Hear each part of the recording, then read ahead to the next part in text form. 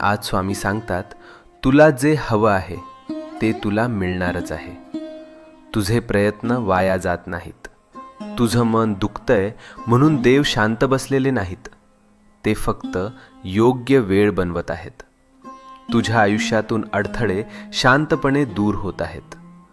तुला दिसत नाहीये, पण परिस्थिती तुझ्या बाजूने फिरते आहे.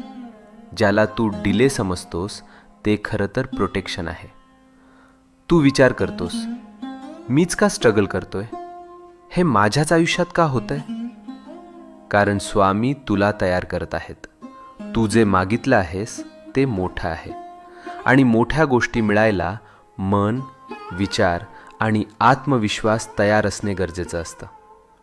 आज स्वामींची कृपा तुझ्या भोवती आहे. तुझ्या जीवनात एक शुभ घटना लिहिली गेली आहे, आणि ती तुला भेटायला निघाली आहे. तू ज्या चांगल्या